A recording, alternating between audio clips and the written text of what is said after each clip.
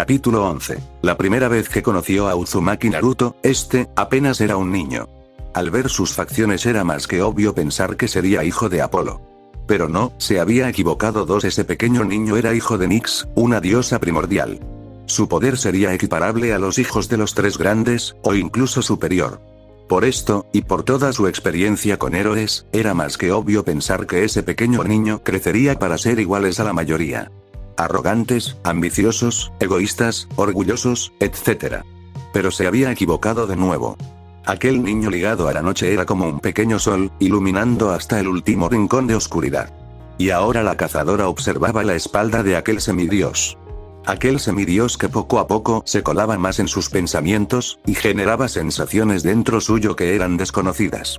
Zoe caminó hasta llegar a un lado del rubio, que se encontraba sentado sobre un pedazo de chatarra, viendo hacia el frente, a ningún punto en específico.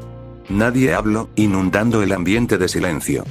Uzumaki Naruto, hijo de Nyx, dijo sarcástico Naruto. Uno de los semidioses más fuertes de los últimos tiempos, exclamó con un tono de voz más furioso. El silencio se volvió a instalar por varios segundos. ¿De qué me sirve ser fuerte, si no puedo protegerlos? Dejó escapar Naruto aquella pregunta. Zoe había visto aquella mirada que poseía el chico ahora. Era la misma que tuvo ella hace tiempo atrás. Es la primera vez que pierdes a un compañero, ¿verdad? Afirmó Zoe viendo también hacia el frente. Naruto dio un pequeño asentimiento con la cabeza. Tengo 2000 años siendo cazadora. Y aún así, aún después de tanto tiempo, nunca te acostumbras a la pérdida, exclamó dándose la vuelta para marcharse. Nunca se podrá salvar a todos, no importa tu fuerza, incluso si eres más poderoso que un dios. Yo solo, tengo cosas que replantearme, exclamó Naruto con un tono de voz bajo. Zoe no dijo nada empezando a irse, tras varios pasos se detuvo. ¿Sabes? Dijo mostrando una muy pequeña sonrisa. Te diré las mismas palabras que me dijiste. No cargues con todo tú solo, al lado tuyo, tienes a gente que te ayudará, sentenció sonriendo. Se giró, dejando de ver al chico, y su sonrisa se transformó en una mueca de tristeza. Tal y como había dicho, por más tiempo que pasará, nunca se acostumbraría a la pérdida de una compañera. Naruto por el rabillo del ojo observó a la chica irse, seguramente iría a un lugar alejado a desahogarse de su tristeza. Idiota, pensó Naruto habiéndose dado cuenta de aquella sonrisa falsa. Das consejos, pero no los usas. Realmente, tú, susurró con una pequeña sonrisa. Se quedó callado viendo a ningún punto en específico. Tenía muchas cosas en las que pensar, y muchas tendrían que cambiar. El Olimpo necesitaba un cambio. Y él, se lo daría 5 a la salida del vertedero, tropezaron con un camión de remolque tan desvencijado que parecía que también lo hubiesen dejado allí como chatarra. Pero el motor arrancó y tenía el depósito casi lleno, así que decidieron tomarlo prestado. Thalía conducía, pues parecía menos aturdida que los demás. Los guerreros esqueleto aún andan por ahí, les recordó. Hay que seguir adelante, avanzaron por el desierto bajo un cielo límpidamente azul. La arena brillaba de tal modo que no podías ni mirarla. Zoe iba en la cabina con Thalía, Grover, Naruto, y Perky, en la caja, apoyados en el cabrestante. El aire era caliente y seco, pero el buen tiempo parecía un insulto después de perder a Bianca. Un Perky llevaba apretada en la mano la figurita que le había costado la vida a la chica. Aún no tenía claro qué dios se suponía que era. Nico lo sabría. ¿Qué iba a decirle a Nico? Era lo que pensaba el hijo de Poseidón. Quería creer que Bianca seguía viva en alguna parte. Pero tenía el funesto presentimiento de que había desaparecido para siempre. Tendría que haberme tocado a mí, dijo Perky. Tendría que haberme metido yo en el gigante, no digas eso. Exclamó Grover, alarmado. Bastante terrible es que hayamos perdido a Annabeth. Y ahora a Bianca. ¿Crees que podría resistirlo? Se sorbió la nariz. ¿Crees que habría alguien dispuesto a ser mi mejor amigo? 4. Ay, Grover, se secó los ojos con un pañuelo grasiento que le manchó la cara, como si llevara pinturas de guerra. Estoy bien, pero no lo estaba. Desde lo sucedido en Nuevo México con aquel viento salvaje que había soplado de repente, se lo veía más frágil y sentimental que de costumbre. Nadie se atrevía a hablar de ello, porque igual empezaba a sollozar. Tener un amigo que pierde la calma más fácilmente que uno no deja de ofrecer una ventaja, pensó Naruto sonriendo un poco al ver la escena entre aquel par. No puedo continuar deprimido. Tengo que dejar de pensar en Bianca hasta que termine la misión y espolear a los demás, tal como Thalía pensó viendo ahora hacia la cabina. Me pregunto de qué estarán hablando aquellas dos, se les acabó el depósito a la entrada de un cañón. Tampoco importaba, porque la carretera terminaba allí. Thalía se bajó y cerró de un portazo. En el acto, reventó un neumático. Estupendo. ¿Y qué más? Naruto estudió el horizonte. No había mucho que ver. Desierto en todas direcciones y, aquí y allá, algún grupito de montañas peladas y estériles. El cañón era lo único interesante. El río en sí mismo no era gran cosa. Tendría unos 15 metros de anchura y unos cuantos rápidos, pero había abierto una garganta muy profunda en mitad del desierto. Los riscos se precipitaban vertiginosamente a sus pies.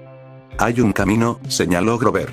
Podemos bajar al río. Perky estiró el cuello para ver a qué se refería y descubrió por fin un saliente diminuto que bajaba serpenteando.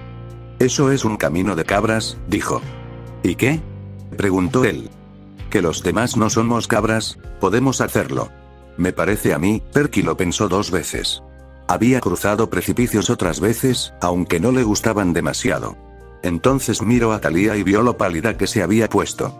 Su problema con las alturas, ella no lo conseguiría. No, dijo. Creo que deberíamos ir corriente arriba, pero, protestó Grover. Vamos. Una caminata no nos vendrán mal, miró a Thalía. Sus ojos le dijeron gracias. Siguieron el curso del río durante 1 kilómetro y llegaron a una pendiente por la que era mucho más fácil bajar. En la orilla había un centro de alquiler de canoas, cerrado en aquella época del año. No obstante, dejaron un puñado de dracmas de oro en el mostrador con una nota que ponía: te debo 2 canoas, amigo. Tenemos que ir corriente arriba, indicó Zoe. Era la primera vez que la oían desde la chatarrería y les inquietó lo mal que sonaba, casi como si tuviera la gripe. Los rápidos son muy violentos, eso déjamelo a mí, dijo Perky mientras transportaban las canoas al agua. Antes que Thalía fuera con la cazadora, fue detenida por una mano sosteniendo su muñeca. ¿Qué pasa?, preguntó la chica viendo al rubio. Déjame ir a mí con Zoe, necesito hablarle, pidió Naruto. Thalía pareció relajarse. Gracias. No sé si podré soportar más rato a solas con ella. Esa chica empieza a inquietarme. Te debo una, exclamó Naruto. Sonrió y, por un segundo, el chico recordó que le caía bien cuando no se dedicaba a gritar. Luego se volvió y ayudó a Grover a preparar su canoa. Al final, resultó que Perky ni siquiera tuvo que controlar las corrientes. En cuanto se metieron en el río, echó un vistazo al agua y descubrió a 2 náyades mirándolo fijamente. Tenían el aspecto de 2 adolescentes normales, como las que puedes encontrar en cualquier centro comercial, salvo que estaban bajo el agua. Chicas, las llamó. Hicieron un sonido burbujeante que tal vez era una risita. No estaba seguro. Vamos río arriba, les dijo. Podrían. Ni siquiera le dejaron terminar la frase. Eligieron una canoa cada una y se pusieron a remolcarlos por el río. Salieron a tal velocidad que Grover se cayó dentro de su canoa y quedó con las pezuñas al aire. Odio a las náyades, refunfuñó Zoe.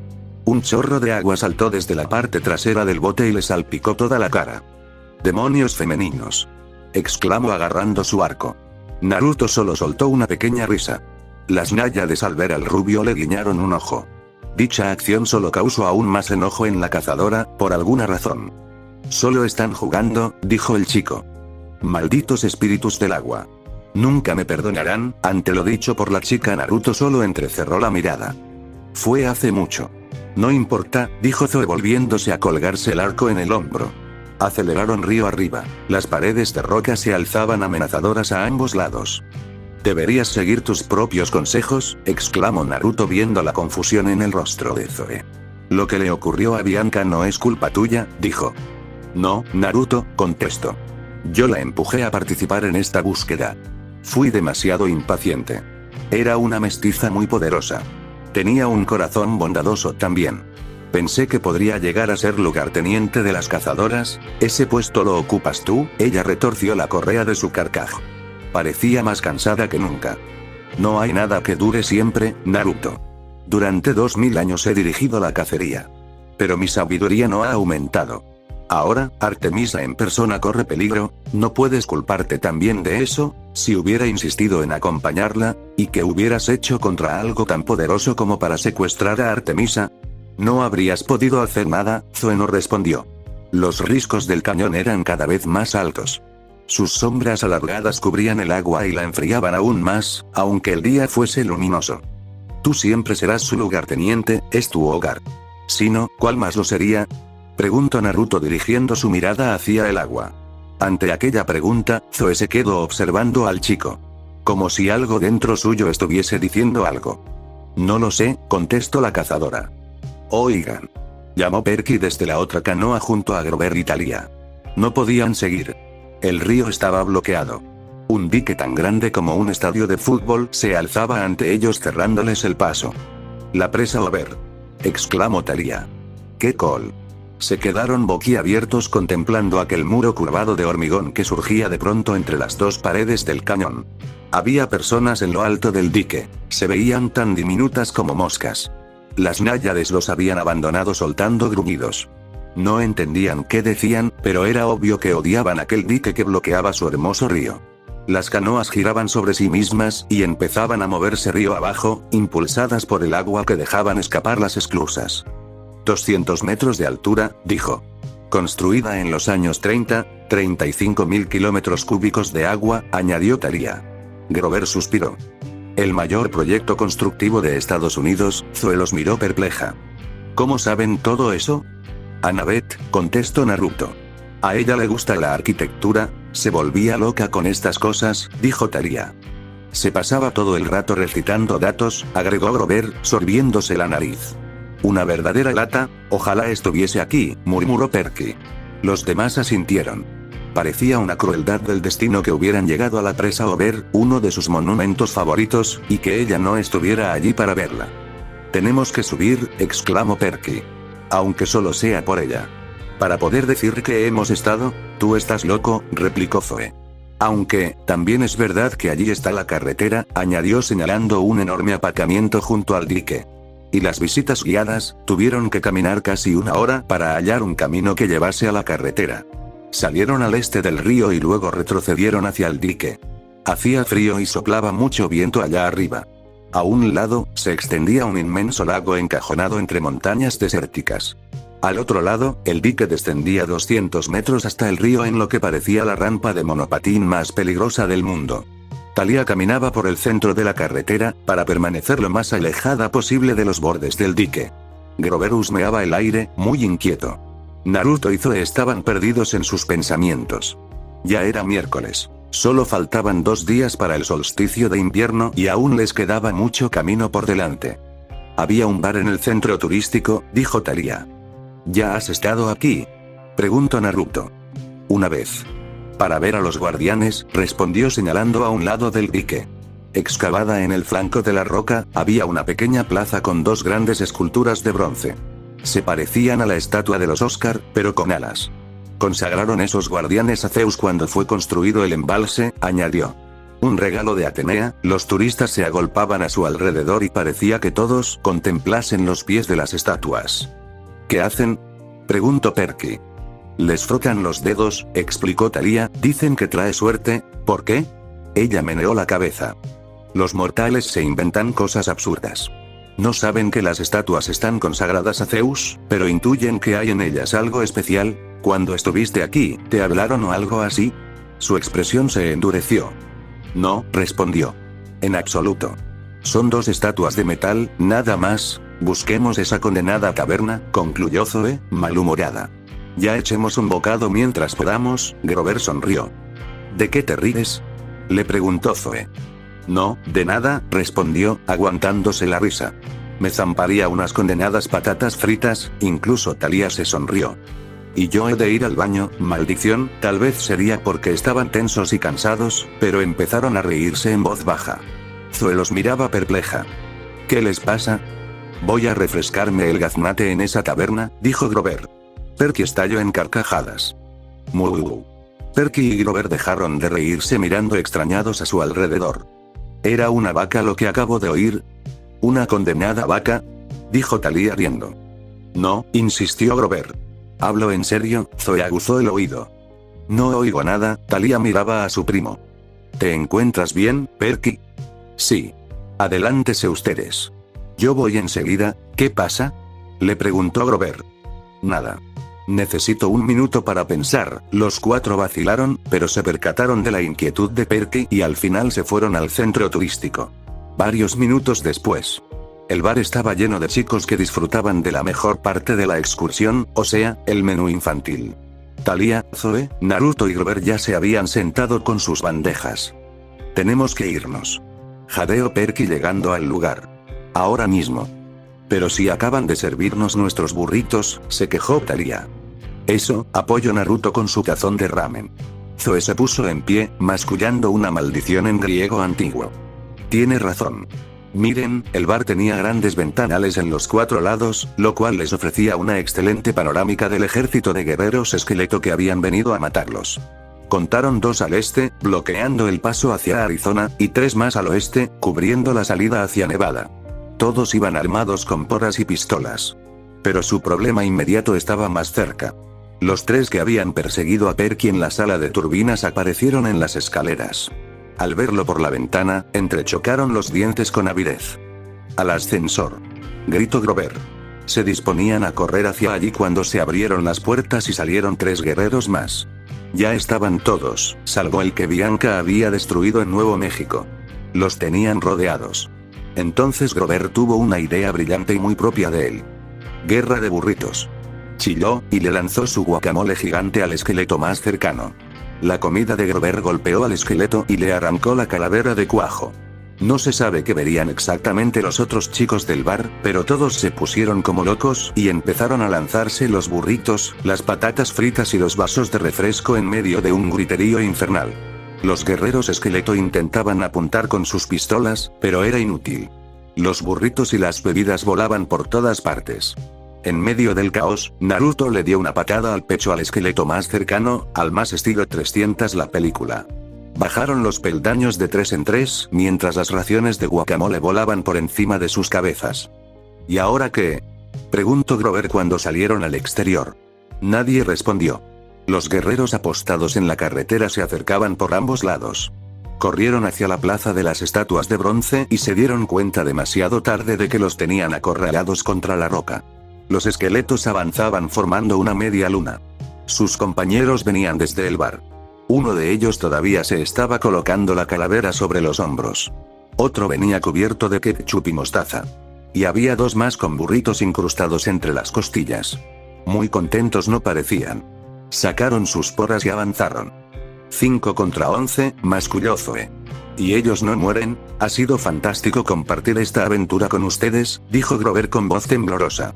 Naruto chasqueó la lengua con furia, como si las palabras del sátiro hubiesen sido una maldición. Cierra el pico, ordenó Naruto.